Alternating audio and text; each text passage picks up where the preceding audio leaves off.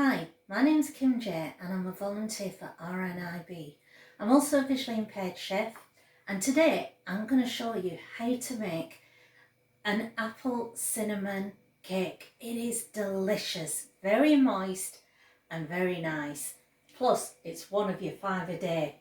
Now the ingredients you're going to need for this cake is approximately 150 grams of caster sugar, 150 grams of golden caster sugar, 280 grams of self-raising flour, 280 grams of unsalted butter. You'll need 5 large eggs, the equivalent of 1 large orange. I've got 2 tangerines here and we're going to juice those. Some jam. Now you can have whatever jam you like, apple, raspberry, strawberry, totally up to you. We need cinnamon, some lemon juice, some icing sugar, and approximately 5 large Granny Smith apples, which we're going to peel, core and chop into small cubes. And these are the ingredients for this lovely cake. First thing I'm going to do is I'm going to prepare the apples. So I'm going to peel and core the apples.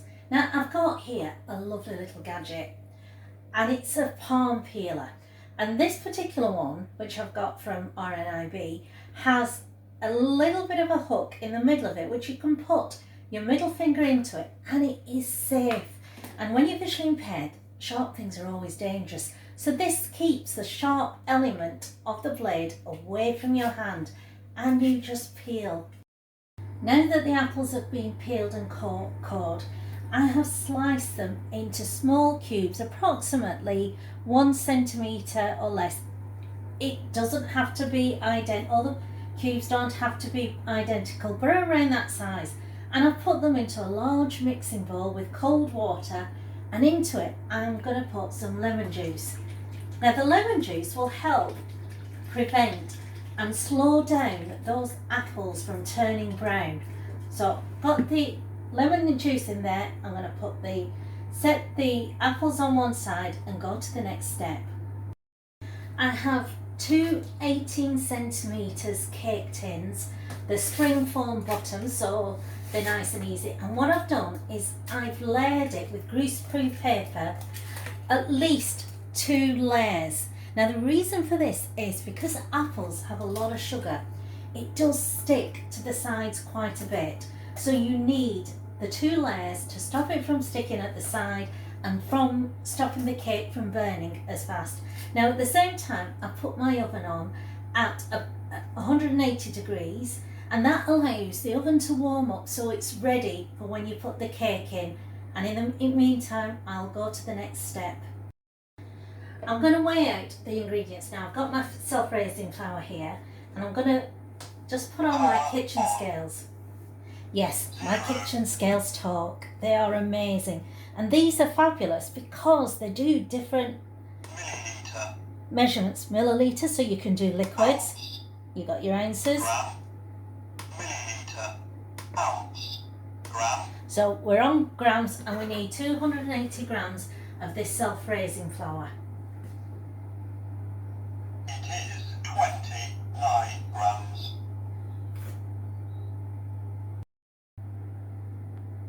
It is 280 grams. Brilliant, spot on. I've got the butter, but it's hard because it's just come out of the fridge. So I'm just going to pop it into the microwave for about 10-15 seconds until it's softened. Door open, beware of contents. Door closed, low, defrost, medium high, high. 10 seconds, 10, 9, 8. I've got the softened butter and I've got my 2 types of sugar. I've also got an electric whisk. If you don't have an electric whisk, or if you have a food processor, use that. Or just beat it by hand, which is quite satisfying at times. Now I've got a large mixing bowl and I'm going to put the butter and sugar into the mixing bowl, and then I'm going to whisk it. And it's got to be whisked until it is soft and creamy. Now this is key. A good whisk at this stage gives you a much lighter cake. I've whisked the butter and the sugar until it's nice and creamy and softened. And now I'm going to incorporate the eggs. So I've cracked the eggs and just whisked them up, and I'm going to add it a little bit at a time, literally about a tablespoon at a time. And the reason you add little amounts is because if you put too much egg in, this mixture curdles. Now, when you're visually impaired, you can't tell if it's curdling, or even if you can see and it curdles, don't panic. There's a lovely little trick that brings the mixture back together and stops it from curdling, and that's just put a little bit of that flour that you've weighed out, about a tablespoon, into that mixture to prevent it curdling, and you whisk. So you put a little bit of egg, whisk, another little bit of egg, and whisk until all that egg is in that mixture. I've creamed the butter, the sugar and the eggs until it's soft and creamy, and I've drained those apples and I put them on a kitchen paper, and getting another kitchen paper or a clean tea towel, I'm just going to pat the top of it. Now what this is going to do is it's going to get rid of some of that moisture which you don't want to add to the cake.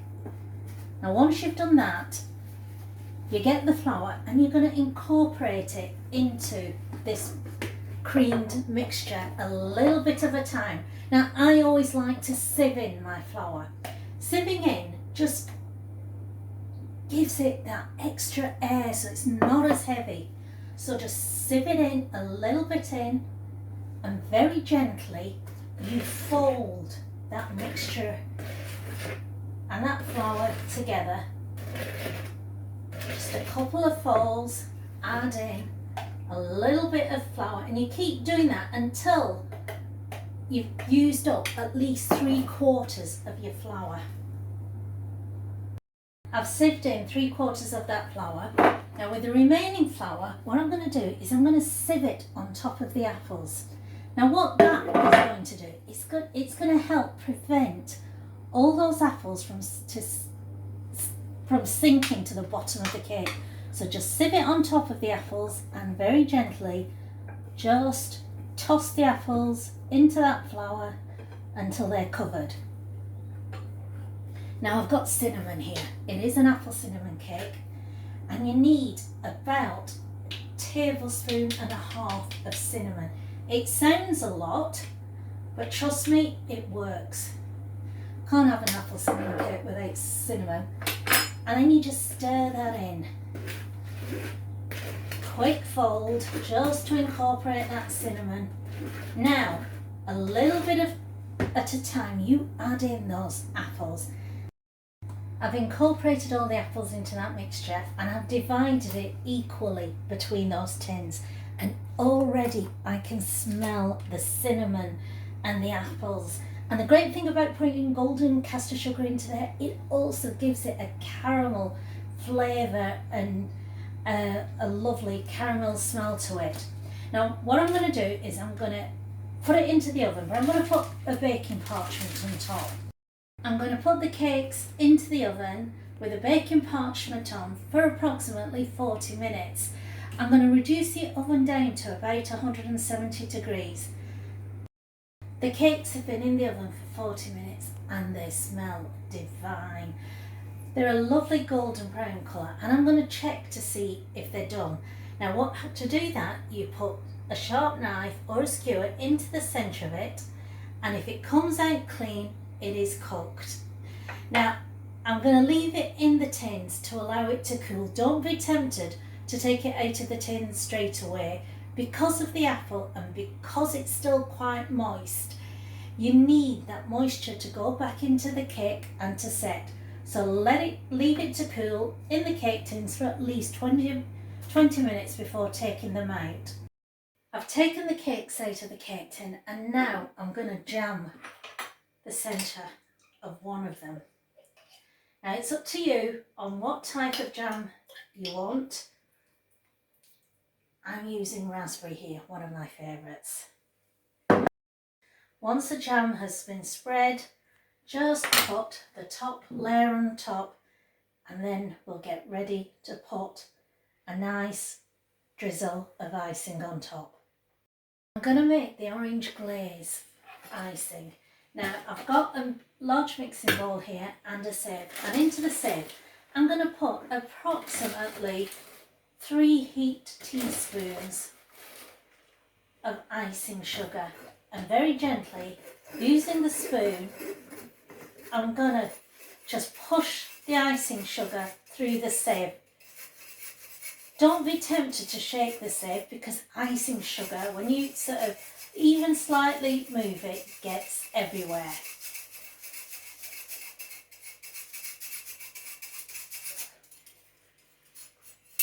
Now I've juiced the orange, and what I'm going to do is add literally a teaspoon of the orange juice at a time into this icing sugar and mix, and you keep doing that until that icing sugar becomes loose and liquidy. With the cake jammed, I'm now going to drizzle this lovely orange glaze that we've done on top. Just put it at the centre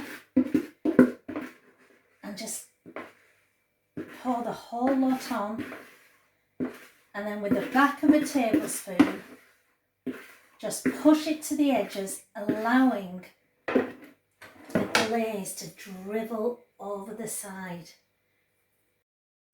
There we have it, my apple cinnamon cake. Yep, I'm going to try it. Wouldn't you? It is super moist.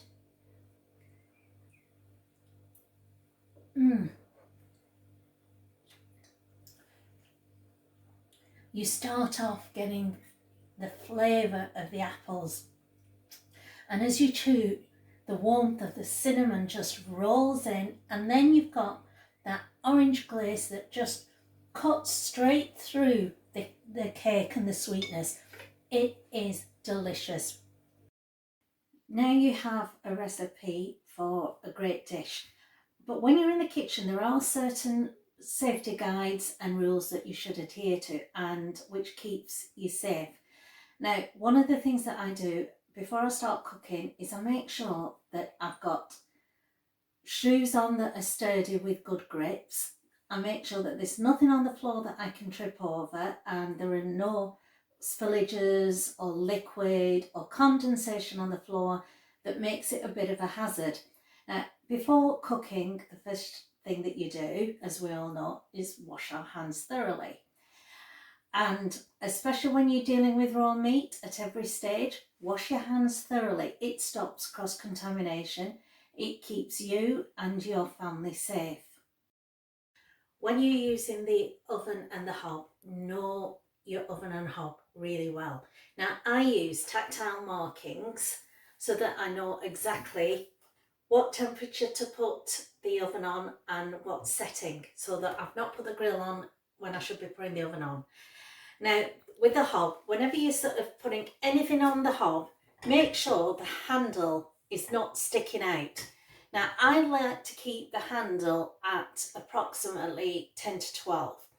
And the reason for that is it's not near enough to the unit for you to accidentally knock it off. It is not over another hob which may be on, so the handle's getting hot. So this is the safest position. Now, if you're boiling anything, be very, very careful. Don't fill the pan up too much. And if possible, use the boiler alert, which tells you when that liquid is bubbling away and it's hot, and it keeps you safe. If you're not comfortable with the hob and the oven, use the microwave whenever you can. It's a lot safer. And every time you are taking things out of the oven or from the microwave, because remember, plates and dishes get extremely hot in the microwave, use oven gloves. Now, I like to use thermal oven gloves. They're a lot safer. Don't be tempted to use tea towels or anything else. And they literally go to extreme temperatures, so you're very safe with them. Whenever you cut any food in the kitchen, use safe cutting methods. Keep the blade away from your fingers, so set it a couple of millimetres away from your fingers, and that way you're safe all the time. Now, if you're not confident with a knife, you can use appliances like food processors. Make sure you know how they work properly, and keep safe. And if you're still not confident, ask somebody else to do it. It is better to be safe than have an injury. If you have any cuts or you cut yourself whilst you're in the kitchen, put a plaster on it, and if you have a burn, run it under cold water, and if it's bad, you seek medical advice straight away. Whenever you cook meat, always ensure that the meat is thoroughly cooked, because you know raw meat will give you food poisoning. Now, the best optimum temperature to cook meat is between 66 degrees and 73 degrees. Use a food thermometer if you're not too sure. They do have talking food thermometers, which you can get quite easily. And you store the meat as soon as you can. As soon as it's cooled down, store it straight away in the fridge, and read the advice on storage on the labels.